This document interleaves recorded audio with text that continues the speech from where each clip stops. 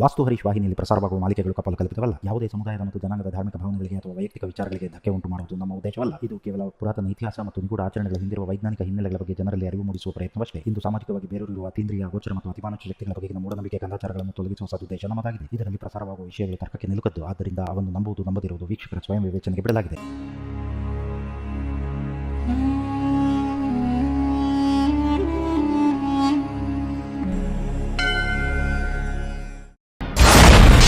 ರಹಸ್ಯಕಾರಿ ತಾಣವಾದ ಈ ಭೂಮಂಡಲದಲ್ಲಿ ಏನ್ ಬೇಕಾದ್ರೂ ನಡೆಯಬಹುದೆಂಬ ಮಾತಿಗೆ ಆ ಒಂದು ತಾಣದಲ್ಲಿ ನಾಗಮಣಿಯುಕ್ತ ಸರ್ಪವು ಕಾಣಿಸಿಕೊಳ್ಳುತ್ತಿರುವುದೇ ಸಾಕ್ಷಿಯಾಗಿದೆ. ಅಲ್ಲಿನ ಆಲದ ಮರದಿಂದ ಎದುರಾಗುತ್ತಿರುವ ಚಕಿತವೇ ಸಾಕ್ಷಿಯಾಗಿದೆ. ಅಂತಹ ಚಕಿತಗಳ ಮುಂದುವರಿದ ಭಾಗವೇ ನಮ್ಮ ಇಂದಿನ ಹಿಗು ಉಂಟೆ.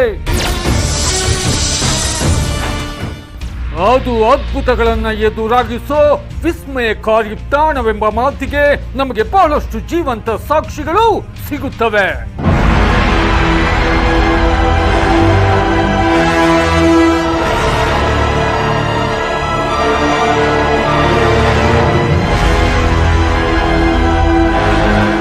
ಆ ಒಂದು ಗ್ರಾಮದಿಂದ ಬೆಂಗಳೂರಿಗೆ ಬಂದ ಬಡ ಕುಟುಂಬದ ಆ ಓರ್ವರು ಒಂದು ಕಂಪನಿಯಲ್ಲಿ ಕೆಲಸ ಮಾಡಲು ನಿಂತರು. ಬರುತ್ತಿದ್ದ ಕಡಿಮೆ ಸಂಬಳದಲ್ಲಿ ಜೀವನ ಸಾಗಿಸುವುದು ಕಷ್ಟಕರವಾಗುತ್ತಾ ಹೋಯಿತು. ದೊಡ್ಡ ದೊಡ್ಡ ಕನಸುಗಳನ್ನು ಹೊತ್ತು ಬೆಂಗಳೂರಿಗೆ ಬಂದ ಆ ವ್ಯಕ್ತಿಗೆ ಯೋಚನೆಗಳು ಶುರುವಾದವ.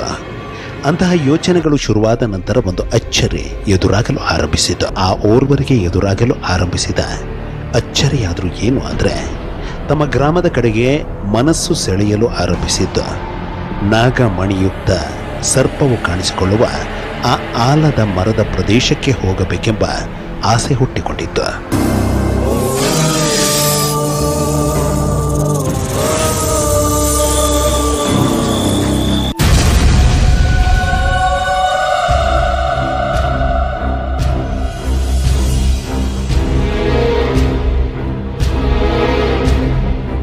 ನಾಗಮಣಿಯುಕ್ತ ಸರ್ಪವು ಕಾಣಿಸಿಕೊಳ್ಳುವ ಆಲದ ಮರದ ಬಳಿಗೆ ಹೋಗಿ ತಮ್ಮ ಕಷ್ಟಗಳನ್ನು ಮನದಲ್ಲೇ ಹೇಳಿಕೊಂಡರು.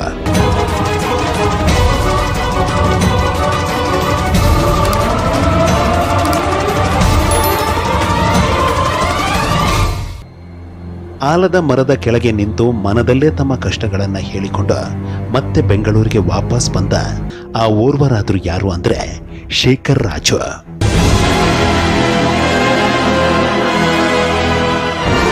ಇವತ್ತು ಎಷ್ಟು ಸುಮಾರು ಜನಕ್ಕೆ ನಾವು ಸಪೋರ್ಟ್ ಮಾಡ್ದಂಗೂ ಆಗ್ತಾ ಇದೆ, ಕೆಲಸದ ಆಪರ್ಚುನಿಟಿ ಕೊಟ್ಟು.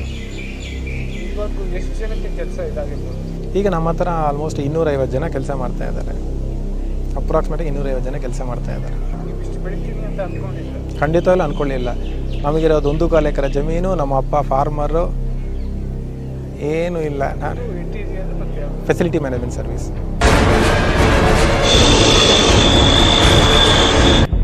ನನ್ನ ಗ್ರಾಮದಲ್ಲೇ ಇರುವ ಆ ವಿಸ್ಮಯಕಾರಿ ತಾಣದ ಬಗ್ಗೆ ಮೊದಲಿಗೆ ನನಗೇನೂ ಭಕ್ತಿ ಇರಲಿಲ್ಲ.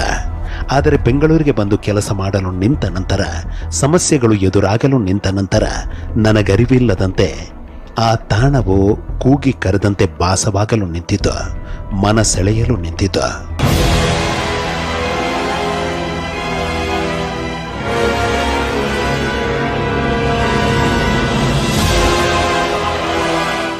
ಅಲ್ಲಿಗೆ ಹೋಗಿ ಮರದಡಿ ನಿಂತು ಮನದಲ್ಲೇ ಕಷ್ಟಗಳನ್ನು ಹೇಳಿಕೊಂಡು ಮತ್ತೆ ಬೆಂಗಳೂರಿಗೆ ಬಂದ ನಂತರ ನನ್ನ ಜೀವನದಲ್ಲಿ ಆಶ್ಚರ್ಯ ತರಿಸುವಂತಹ ಬೆಳವಣಿಗೆಗಳು ಆಗಲು ನಿಂತವ. ಕೆಲಸ ಬಿಟ್ಟೆ ಸ್ವಂತ ಉದ್ಯಮ ಆರಂಭಿಸಿದೆ. ಆ ನಾಗತಾಣವನ್ನ ನೆನೆದು ಟೆಂಡರ್ ಹಾಕಿದಾಗ ಸಾಧ್ಯವೇ ಇಲ್ಲ ಅನ್ನೋ ಟೆಂಡರ್ಗಳು ನನ್ನ ಪಾಲಾದವ.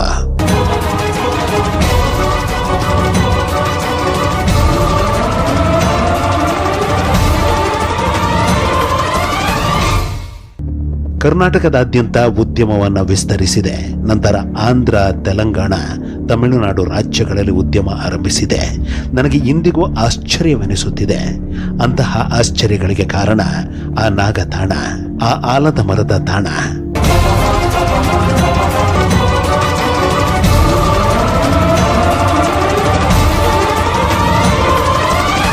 ತಮಿಳುನಾಡು ಮತ್ತು ಆಂಧ್ರ ಪ್ರದೇಶ, ತೆಲಂಗಾಣ ಎಲ್ಲ ಬಿಸ್ನೆಸ್ನ ಎಕ್ಸ್ಪ್ಯಾಂಡ್ ಮಾಡಿದೆ. ಆವಾಗ ಅಲ್ಲಿ ತನಕ ಕರ್ನಾಟಕ ಮಾತ್ರ ಮಾಡ್ತಾ ಇದ್ದೆ. ಇರೋ 3 ಸ್ಟೇಟ್ಗೂ ಚೇಂಜ್ ಮಾಡಿದೆ. ಇಲ್ಲಿ ಯಾವಾಗ ಸೇವೆ ಮಾಡೋಕ್ಕೆ ಸ್ಟಾರ್ಟ್ ಮಾಡಿದ್ನೋ ನನಗೆ ವ್ಯಾಪಾರ ಸ್ಟಾರ್ಟ್ ಆಯಿತು. ವ್ಯಾಪಾರದಲ್ಲಿ ಹೌದು, ನನ್ನ ವ್ಯಾಪಾರದಲ್ಲಿ ಓನ್ ಬಿಸ್ನೆಸ್ ನಾನು ಸ್ಟಾರ್ಟ್ ಮಾಡೋಕ್ಕೆ ಅವಕಾಶ ಸಿಕ್ತು. ಆ ಒಂದು ನಾಗತಾಣದ ವಿಸ್ಮಯಕಾರಿ ಶಕ್ತಿಯ ಕೃಪೆಯಿಂದ ಬೆಂಗಳೂರಿನಲ್ಲಿ ನೆಲೆ ನಿಂತು 100 ಜನರಿಗೆ ಕೆಲಸವನ್ನು ಕೊಟ್ಟಿರುವ ಶೇಖರ್ ರಾಜುರವರು ಸಹ ರಾಜವಂಶಸ್ಥರೇ. ಒಂದು ಸಾಮ್ರಾಜ್ಯದ ರಾಜಮನೆತನಕ್ಕೆ ಸೇರಿದ ಶೇಖರ್ ರಾಜುರವರ ಪೂರ್ವಿಕರದ್ದು ಒಂದು ದೊಡ್ಡ ಇತಿಹಾಸವೇ ಇದೆ. ಇನ್ನು ಇಲ್ಲಿ ಅಚ್ಚರಿಗಳು ಅದ್ಭುತಗಳು ನಡೆಯುತ್ತಿರುವುದಕ್ಕೆ ಒಂದು ಮೂಲ ಕಾರಣವಿದೆ. ಆಂಧ್ರ ಪ್ರದೇಶದ ಈ ಈಸ್ಟ್ ಗೋದಾವರಿ ಪ್ರದೇಶದಲ್ಲಿನ ಸಮುದ್ರ ತಟದಲ್ಲಿ 100 ವರ್ಷಗಳ ಹಿಂದಿತ್ತು ಒಂದು ರಾಜ ಸಾಮ್ರಾಜ್ಯ.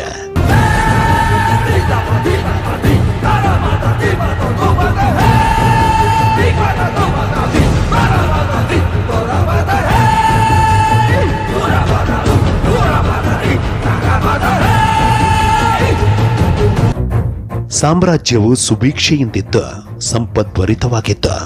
ಅಂತಹ ಸಾಮ್ರಾಜ್ಯದ ಮೇಲೆ ಉತ್ತರ ದಿಕ್ಕಿನ ಓರ್ವ ದೊರೆ ಆಕ್ರಮಣ ನಡೆಸಿದ.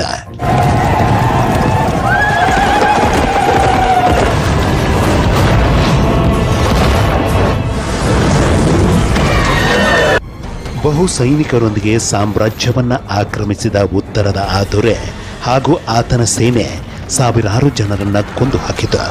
ಮಹಿಳೆಯರನ್ನ ಹಿಂಸಿಸಲು ಆರಂಭಿಸಿತು. ಅಂತಹ ಹಿಂಸೆಯನ್ನ ತಾಳಲಾರದೆ ಸಾಮ್ರಾಜ್ಯದ ಜನರು ದಿಕ್ಕಾಪಾಲಾದರು. ಅಂತೆಯೇ ಆ ರಾಜಮನೆತನವು ತಮ್ಮ ಮಹಿಳೆಯರನ್ನ ರಕ್ಷಿಸಿಕೊಳ್ಳಲು ಹರಸಾಹಸದೊಂದಿಗೆ ಆ ದೊರೆಯ ಆಕ್ರಮಣದೊಂದಿಗೆ ಹೊರಬಂದಿತು. ದಾರಿ ಕಾಣದಂತಾಗಿ ಕಾಡಿನ ದಾರಿಯನ್ನ ಹಿಡಿಯಿತು. ಕಾಡಿನ ದಾರಿಯನ್ನ ಹಿಡಿದು ಕಾಡಿನೊಳಗಿನ ಒಂದು ಪ್ರದೇಶದಲ್ಲಿ ನೆಲೆ ನಿಂತಿತು.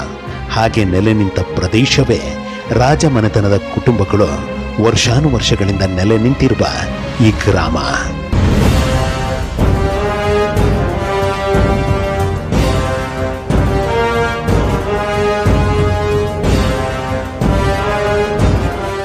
అప్పుడు దండయాత్రలు చేసి కొంచెం అప్పుడు తురుష్కుల గురించి కొంచెం ప్రాబ్లం ఉండింది కదా, అందువల్ల వచ్చి ఇక్కడ చేరినారు. ఒక 5 మంది అన్నదమ్ముళ్ళు మాత్రం చేరినారు ఫస్ట్. వాళ్ళు వచ్చి 5 మంది ఇప్పుడు దగ్గర 200 గ్రామ హౌసెస్ అయింది ఇప్పుడు. ಅಂದು ಇವರ ಪೂರ್ವಿಕರು ಇಲ್ಲಿ ಬಂದು ನೆಲೆ ನಿಂತಾಗ ಒಂದು ಅಚ್ಚರಿ ಎದುರಾಗಲು ಆರಂಭಿಸಿತು. ಹಾಗೆ ಎದುರಾಗಲು ಆರಂಭಿಸಿದ ಅಚ್ಚರಿಯೇ ಗ್ರಾಮಕ್ಕೆ ಸಮೀಪದಲ್ಲಿರುವ ಆಲದ ಮರದ ಬಳಿ ರಾತ್ರಿಯ ಸಮಯದಲ್ಲಿ ಬೆಳಕು ಕಾಣಿಸಲು ಆರಂಭಿಸಿತು. ಆ ಬೆಳಕಿನ ಸುತ್ತ ನಾಗಸರ್ಪವು ಸುತ್ತಲೂ ನಿಂತದ್ದು.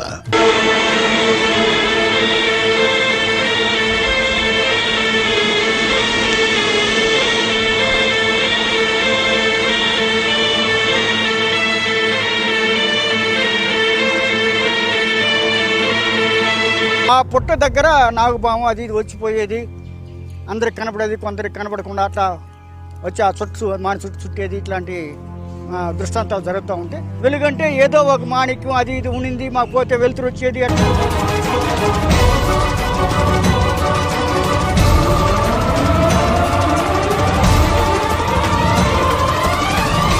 అది తనకు నోట్లో నుంచి మాణిక్యాన్ని ఇచ్చేసి మళ్ళీ అది మింగుతుందని చెప్పేది మా నాయన. చాలా పవర్ఫుల్.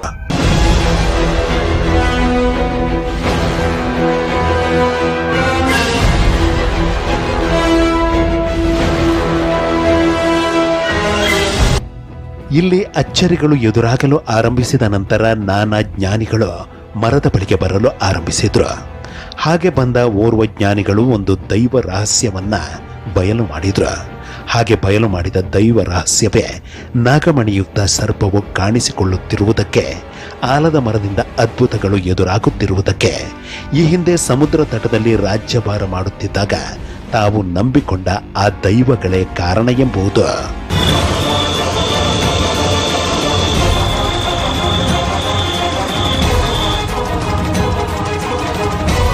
ನಾಗಮಣಿಯುಕ್ತ ಸರ್ಪರೂಪದಲ್ಲಿ ಬಂದು ಇಲ್ಲಿ ನೆಲೆ ನಿಂತಿರುವ ಆ ದೈವಶಕ್ತಿಯಿಂದ ಕೇವಲ ರಾಜ ಮನೆತನದವರಿಗಲ್ಲದೆ ಮರದ ಬಳಿಗೆ ಬಂದು ಭಕ್ತಿಯಿಂದ ಬೇಡುವ ಜನರ ಮನೋಸಂಕಲ್ಪಗಳು ಆಶ್ಚರ್ಯಕಾರಿ ರೀತಿಯಲ್ಲಿ ಈಡೇರುತ್ತದೆಂಬ ಮಾತನ್ನ ಅಂದೇ ಆ ಜ್ಞಾನಿಗಳು ಹೇಳಿ ಹೋದರು. ಅವರು ಹೇಳಿ ಹೋದಂತೆ ಈ ಮರದ ಕೆಳಗೆ ನಿಂತು ಬೇಡಿ ಹೋದವರ ಜೀವನದಲ್ಲೇ ಅಚ್ಚರಿಗಳು ಎದುರಾಗಲು ನಿಂತವ. ಕಡು ಬಡತನದಲ್ಲಿ ಜೀವನ ಸಾಗಿಸುತ್ತಿದ್ದ ರಾಜಮನೆತನದ ಜನರು ಕೋಟ್ಯಾಧಿಪತಿಗಳಾಗಿರುವಂತಹ, ದೊಡ್ಡ ದೊಡ್ಡ ಉದ್ಯಮಿಗಳಾಗಿರುವಂತಹ ಬಹಳಷ್ಟು ಉದಾಹರಣೆಗಳು, ಜೀವಂತ ಸಾಕ್ಷಿಗಳು ನಮಗಿಲ್ಲಿ ಸಿಗುತ್ತವೆ.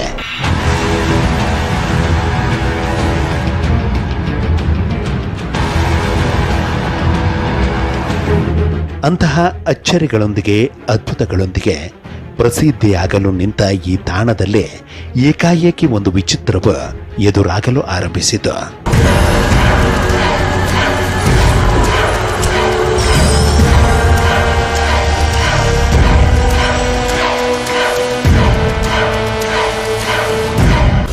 ಅಚ್ಚರಿಗಳು ನಡೆಯುತ್ತಿದ್ದ ಈ ತಾಣದಲ್ಲಿ ಏಕಾಏಕಿ ಆ ಒಂದು ವಿಚಿತ್ರವು ಯಾವ ಕಾರಣಕ್ಕಾಗಿ ಎದುರಾಗುತ್ತಿದೆ ಎಂಬ ಪ್ರಶ್ನೆಗಳನ್ನು ಹಿಡಿದು ಶೇಖರ್ ರಾಜು ಹಾಗೂ ಗ್ರಾಮದ ಹಿರಿಯರು ನಾನಾ ಕಡೆ ಸುತ್ತಿದ್ರು.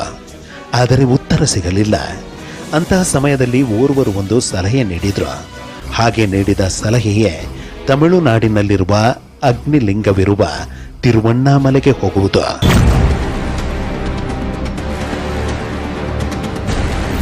ಇಲ್ಲಿನ ಅದ್ಭುತವಾದ ಶಕ್ತಿಯಿಂದ, ಇಲ್ಲಿನ ಚಕಿತಕಾರಿ ಶಕ್ತಿಯಿಂದ ಮರದ ಕೆಳಗೆ ಬಂದು ನಿಲ್ಲುವ ಜನರ ಕಷ್ಟಗಳು ದೂರಾದಂತಹ, ಇಷ್ಟಗಳು ಈಡೇರಿದಂತಹ, ಕಡು ಬಡವರು ಕೋಟ್ಯಾಧಿಪತಿಗಳಾದಂತಹ ಬಹಳಷ್ಟು ಜೀವಂತ ಸಾಕ್ಷಿಗಳು ಸಿಗುತ್ತವೆ.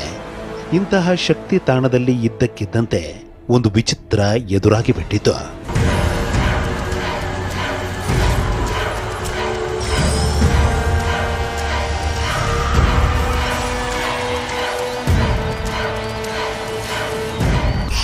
ಇಲ್ಲಿ ಇದ್ದಕ್ಕಿದ್ದಂತೆ ಎದುರಾದಂತಹ ವಿಚಿತ್ರವಾದರೂ ಏನು ಅಂದರೆ, ಈ ತಾಣದಲ್ಲಿ ಸರ್ಪವು ಕಾಣಿಸದಂತಾಗಿತ್ತು. ಇಲ್ಲಿನ ಹುತ್ತಗಳು ಕರಗಿ ಹೋಗಿತ್ತು.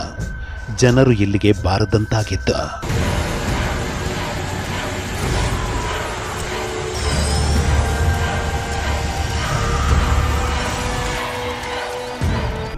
ಏಕಾಏಕಿ ಹೀಗೇಕೆ ಎಂಬ ಪ್ರಶ್ನೆಗಳು ರಾಜಮನೆತನದ ಜನರನ್ನ ಕಾಡಲು ಆರಂಭಿಸಿತು.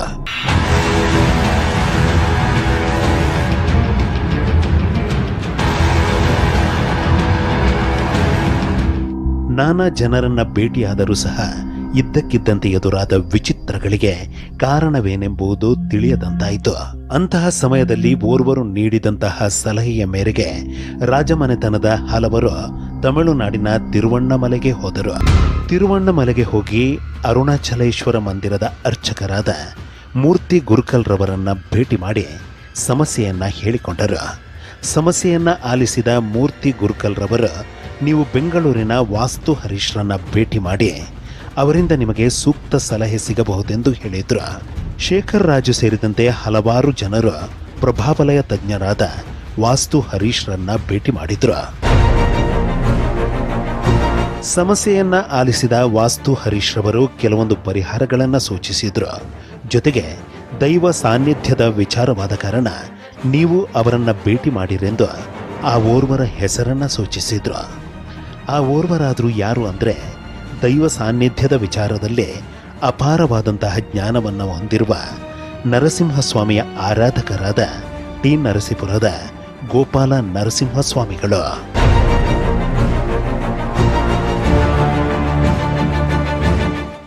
ಶೇಖರ್ ರಾಜು ಹಾಗೂ ತಂಡವು ಗೋಪಾಲ ನರಸಿಂಹಸ್ವಾಮಿಗಳನ್ನ ಭೇಟಿಯಾಗಿ ಎದುರಾಗಿರುವಂತಹ ಸಮಸ್ಯೆಯನ್ನ ವಿವರಿಸಿದ್ರು. ಸಮಸ್ಯೆಯನ್ನ ಆಲಿಸಿದ ಗೋಪಾಲ ಸ್ವಾಮಿಗಳು ಧ್ಯಾನದಲ್ಲಿ ಮಗ್ನರಾಗಿ ಒಂದು ಸಂಗತಿಯನ್ನ ಹೇಳಿದ್ರು. ಹಾಗೆ ಹೇಳಿದ ಸಂಗತಿಯೇ ಆಲದ ಮರದ ತಾಣವು ಪ್ರಬಲವಾದ ಶಕ್ತಿಯನ್ನು ಹೊಂದಿರುವ ತಾಣವಾಗಿದೆ.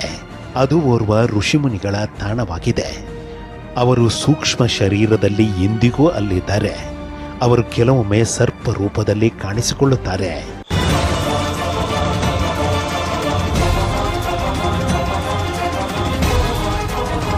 ಅಂತಹ ಪವಿತ್ರ ತಾಣದಲ್ಲಿ ವರ್ಷಾನುವರ್ಷಗಳ ಹಿಂದೆ ರಾಜಮನೆತನದವರು ನಂಬಿಕೊಂಡಿದ್ದ ದೈವಗಳು ಬಂದು ನೆಲೆಯಾಗಿವೆ. ಜೊತೆಗೆ ಅಲ್ಲಿ ಯಾವುದೇ ರೀತಿಯ ದಿಗ್ಬಂಧನಗಳು ಆಗಿಲ್ಲ. ಅಲ್ಲಿ ಪೂಜಾ ಕೈಂಕರ್ಯಗಳು ಸೂಕ್ತ ರೀತಿಯಲ್ಲಿ ನಡೆಯುತ್ತಿಲ್ಲ. ಅಲ್ಲಿ 11 ದಿನಗಳ ಕಾಲ ರುದ್ರ ಹೋಮವನ್ನು ನಡೆಸಬೇಕು. ಹಾಗೆ ಮಾಡಿದ್ದಲ್ಲಿ ಆ ತಾಣವು ಮತ್ತಷ್ಟು ಶಕ್ತಿಯುತವಾಗುತ್ತೆಂದು ಹೇಳಿದ್ರು. ಜೊತೆಗೆ ಗೋಪಾಲ ನರಸಿಂಹ ಸ್ವಾಮಿಗಳು ಆಲದ ಮರದ ತಾಣದಲ್ಲೇ 11 ದಿನಗಳ ಕಾಲ ರುದ್ರ ಹೋಮವನ್ನ ನಡೆಸಲಾಯಿತು.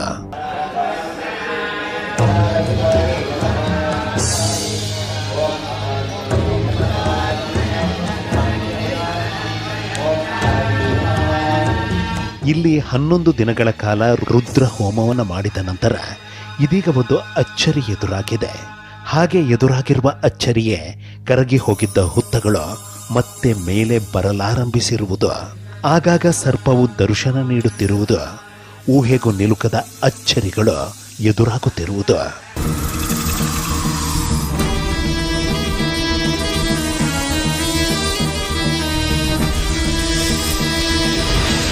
ಇದು ಲೋಕ ಕಲ್ಯಾಣಕ್ಕೆ ಹಿಂದಿನ ಕಾಲದಲ್ಲಿ ಏರ್ಪಡಿಸಿರ್ತಕ್ಕಂಥ ಜಾಗಗಳು ಅಂತ ಹೇಳ್ಬೋದು, ಪಾಸಿಟಿವ್ ಪಾಯಿಂಟ್ಸ್. ಸೊ ಅವರು ಆ ಕಾಲದಲ್ಲಿ ತಪಸ್ಸು ಮಾಡಿರೋದು ಯಾವ್ದರ ಫಲ ನಾವೀಗ ಅನುಭವಿಸ್ತಾ ಇದ್ದೀವಿ.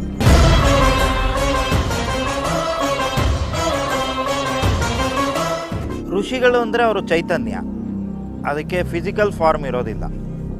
ಫಿಸಿಕಲ್ ಫಾರ್ಮು ಅವರು ಸಾವಿರಾರು ಲಕ್ಷಾಂತರ ವರ್ಷಗಳ ಹಿಂದೆನೇ ಅವರು ದೈಹಿಕ ಶರೀರ, ಭೌತಿಕ ಶರೀರನ ಬಿಟ್ಟುಬಿಟ್ಟಿರ್ತಾರೆ. ಆದರೆ ಅವ್ರ ಚೈತನ್ಯ ಏನಿರುತ್ತೆ ಅದು ಸೂಕ್ಷ್ಮ ಶರೀರದಲ್ಲಿ ಈ ರೀತಿಯಾದಂಥ ಸ್ಥಳಗಳಲ್ಲಿ ಅದು ಒಂದು ಯಾತ್ರೆ ಮಾಡ್ತಾನೆ ಇರುತ್ತೆ.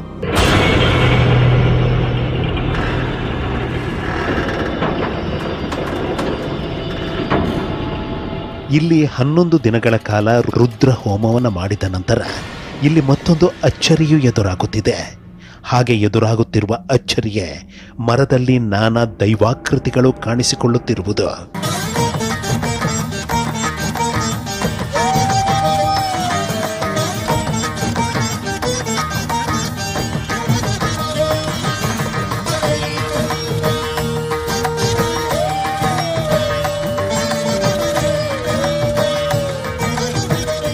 ಅಪಾರವಾದಂತಹ ಗುರುವಿನ ಸಾನ್ನಿಧ್ಯವಿರುವ, ನಾಗ ಸಾನ್ನಿಧ್ಯವಿರುವ ಈ ತಾಣಕ್ಕೆ ಬಂದು ನೆಲೆಯಾಗಿ ಅದ್ಭುತಗಳನ್ನು ಎದುರಾಗಿಸುತ್ತಿರುವ ಆ ದೈವಗಳಾದರೂ ಯಾವುವು ಅಂದ್ರೆ ಬ್ರಹ್ಮ, ವಿಷ್ಣು, ಮಹೇಶ್ವರ ಜೊತೆಗೆ ವಿಘ್ನ ವಿನಾಶಕ ಗಣಪತಿ ಹಾಗೂ ಸುಬ್ರಹ್ಮಣ್ಯ ಸ್ವಾಮಿ.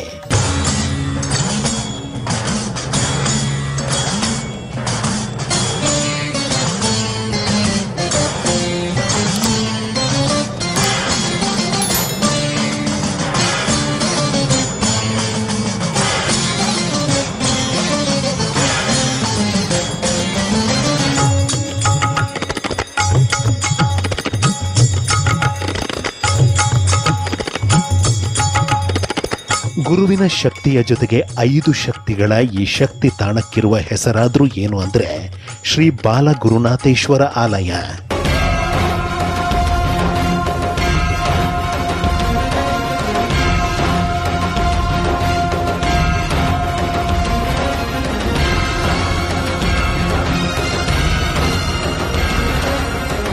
ನಾಗಸರ್ಪವು ಕಾಣಿಸಿಕೊಳ್ಳುವ, ಕೆಲವೊಮ್ಮೆ ರಾತ್ರಿಯ ಸಮಯದಲ್ಲಿ ಬೆಳಕು ಕಾಣಿಸಿಕೊಳ್ಳುವ ಈ ಬಾಲ ಗುರುನಾಥೇಶ್ವರ ಮಂದಿರ ಇರೋದಾದ್ರೂ ಎಲ್ಲಿ ಅಂದ್ರೆ ಈ ಶಕ್ತಿ ತಾಣ ಇರೋದು ಕೋಲಾರ ಜಿಲ್ಲೆಗೆ ಹೊಂದಿಕೊಂಡಿರುವ ಆಂಧ್ರ ಪ್ರದೇಶದ ಚಿತ್ತೂರು ಜಿಲ್ಲೆಯಲ್ಲೇ. ಚಿತ್ತೂರು ಜಿಲ್ಲೆಯ ಪಾಲಸಮುದ್ರಂ ಮಂಡಲದಲ್ಲಿರುವ ರಾಚಪಾಳ್ಯಂ ಎಂಬ ಗ್ರಾಮದಲ್ಲಿ.